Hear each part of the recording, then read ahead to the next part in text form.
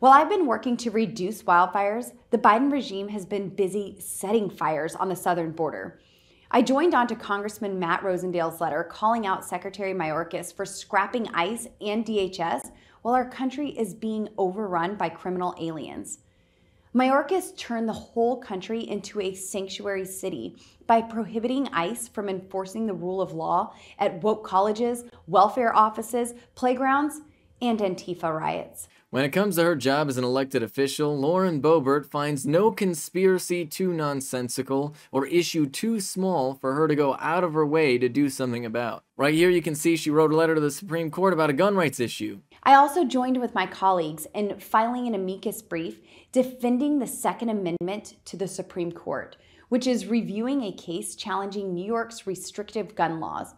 If we win, this decision could solidify the right to bear arms for 85 million Americans. And she's propping up this ridiculous conspiracy theory about the University of Pittsburgh. Harvesting organs of aborted babies is barbaric, and it's a practice that should be relegated to horror movies, not taxpayer-funded so-called research.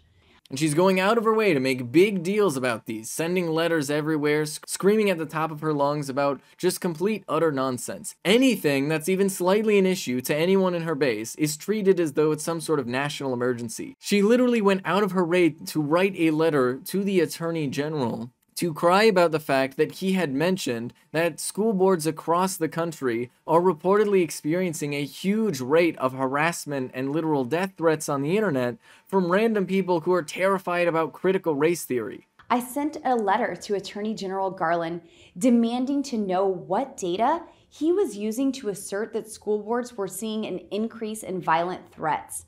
As it turns out, the only basis the Attorney General had for telling the FBI to target American parents as domestic terrorists was a now rescinded letter from the National Association of School Boards. Lauren Boebert literally tried to turn that into, oh, they're attacking the parents. Can you believe they're attacking these poor innocent parents who are just, storming schools and school board meetings and complaining about something that isn't happening, to be very clear. No public school is teaching critical race theory. But this draws a very stark contrast to what the Democrats are doing right now. I mean, it does not take very much effort to you to turn around to the Democrats and find a dozen that are crying about Black Lives Matter, that are crying about defund the police, and they're crying about everything that anybody in their base is saying. They're crying about all the activist movements about the country, and they're actively resisting doing anything. What's wrong with this stupid wokeness?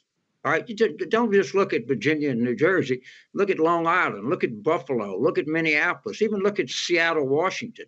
I mean, this defund the police lunacy just really have a suppressive effect all across the country. The Democrats, some of these people need to go to a woke detox center or something. We have people like Kyrsten Sinema and Joe Manchin who are basically laughing it up about denying higher wages and health care. And then you've got Democrats that instead of focusing on Kyrsten Sinema or Joe Manchin are choosing to blame the woke mob for daring to suggest that we have any type of racial justice, economic justice, or climate justice in our country at all. These Democrats are literally attacking their own base when they're bringing up very serious material issues that people are dealing with. And then these Democrats turn around and are shocked about not doing better in election. In fact, they are literally trying to blame people on the left for them losing elections when they are going out of their way to distance themselves from the left. And they take that loss not as evidence that they've gone too far to the right and are alienating their own base. No, they've taken that as evidence that they need to go even further to the right. But how far to the right are you going to go? Are you going to be saying the same things that Lauren Boebert is saying? Well, when it comes to complaining about defund the police, it sure seems to be that Lauren Boebert and half the Democratic Party are on the same page. So I wonder why Democrats are having such a difficult time getting elected. Maybe it's because they're going out of their way to ignore their base, while Republicans, despite the fact that they are doing the absolute worst horrific things and are propagating these nonsense conspiracy theories, are doing what their base wants them to. This is just an infuriating topsy-turvy land where people who are upset about things that are not happening, like critical race theory being taught in schools, are getting tons of attention in the media and tons of attention from elected officials.